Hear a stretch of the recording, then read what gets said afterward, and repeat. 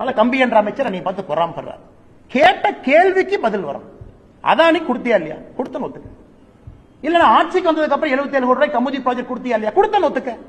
அதை விட்டுட்டு சுத்தி சுத்தி இந்த வளைக்கிற வேலை என்கிட்ட விட்டு அந்த ஜாமீன் அமைச்சர் என் மேல கேஸ் போடு. தைரியம் இருந்தா என் மேல கேஸ் போடியா பார்த்தலாம். சரியான அப்பா அம்மா பிறந்த என் மேல கேஸ் போட பார்த்தலாம். நான் தெளிவா கேட்கிறேன். தமிழ்நாடு அரசியல்ல ஒரு மாற்றத்தை பார்க்கணும்.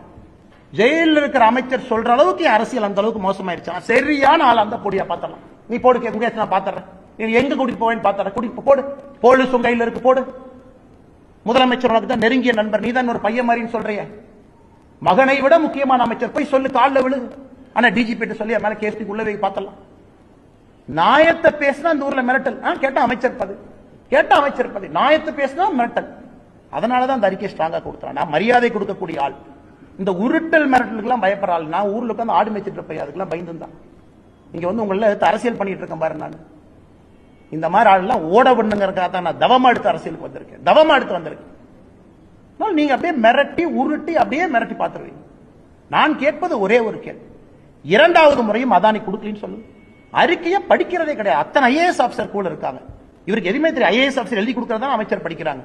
அறிக்கையை தூக்கி ஐஏஎஸ் ஆபிசர் கொடுத்தா டேஞ்சர் கொடுத்தா அவனே பார்த்து பண்ணி கொடுத்துருவான். அதை வந்து பிரஸ்ல ஒப்பிக்கணும். வேற அமைச்சருக்கு என்ன என்னை மாதிரி உட்காந்து டைப் படிக்கிற வேலையா? இங்க நான் சிங்கிள் மேன் ஆர்மியா உட்காந்து டைப் படிக்கணும், கூகுள் பண்ணணும், அதானி ரிப்போர்ட்டை பார்க்கணும், இத்தனை வேலை செய்யணும். எனக்கு ஐஏஎஸ் ஆபிசர் இருக்காங்களா, செக்ரட்டரி இருக்காங்களா?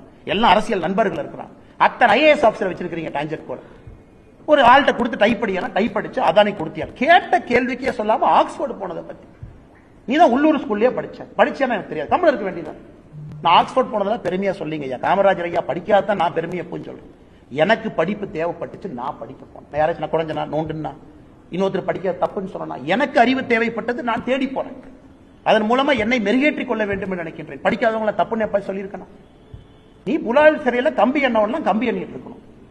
அதை விட்டுட்டு இவன் ஆக்ஸ்போர்டு போனாரு, 11 பேர் போனாரு, அப்படி இப்படி. நான் எங்கேயாச்சும் போன கூட சொன்ன நீங்களா தான் கேள்வி கேட்கறீங்க. சீமானாங்கிட்ட போய் கேள்வி கேட்கறீங்க, அவர் பதில் சொல்றாரு. நான் எங்கேயாச்சும் கூட சொன்னா நான் ஆக்ஸ்போர்ட் போனேன்? நான் சொல்லாம தானே போனேன். நீங்களா தான் செய்தி போட்டேன். ஆனால் மறுபடியும் திமுக அமைச்சர்களுக்கு சொல்லக்கொள்ள விரும்புகின்றேன். மறுபடியும் நான் கிளாக்கை ரீவைண்ட் பண்ணி ஒரு வருஷத்துக்கு பின்னாடி போக விரும்பல. ஆரோக்கியமான அரசியலை பண்ணுங்க. நானும் ஆரோக்கியமான இந்த தெருநாய் மாதிரி மோப்பம் பிடிக்காத வேலை. நாங்க ஆரோக்கியமான அரசியல் செய்வதற்காக வந்திருக்கேன்.